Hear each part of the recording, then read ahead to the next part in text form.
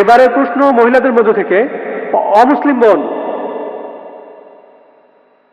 আসসালামু আলাইকুম।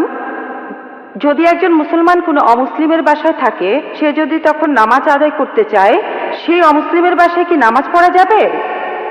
সেখানে নামাজ পড়ার নিয়মটা কি? আর মুসলমানরা মন্দির থেকে প্রসাদ নিতে পারবে কিনা সেটা বলবেন কি? বোন, আপনি দুটো প্রশ্ন করেছেন। প্রথমটা হলো কোনো অমুসলিমের ঘরে একজন মুসলিম নামাজ পড়তে পারবে কি না।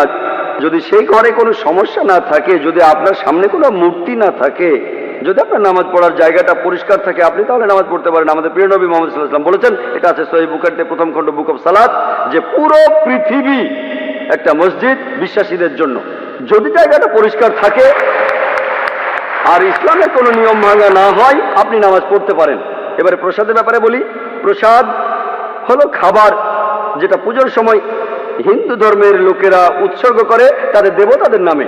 আল্লাহ পবিত্র কোরআনে সব মিলিয়ে 4টা আয়াতে বলেছেন। সূরা বাকারার 173 নম্বর আয়াতে আছে, সূরা মাইদার 3 নম্বর আয়াতে উল্লেখ আছে, সূরা আনামের 145 নম্বর আয়াতে আছে, আর সূরা নাহলের 115 নম্বর আয়াতে উল্লেখ আছে, হুররিমাত আলাইকুমুল মাইতাতু ওয়াদ দামু ওয়া লাহমুল খিনজির ওয়া মা উহিল্লা লিগাইরিল্লাহ বি। তোমাদের জন্য যে খাদ্যগুলো হারাম, মৃত জন্তু, রক্ত, শূকরের মাংস এবং যেটা জবাই করার সময় আল্লাহ ছাড়া অন্য কারো নাম নেওয়া হয়।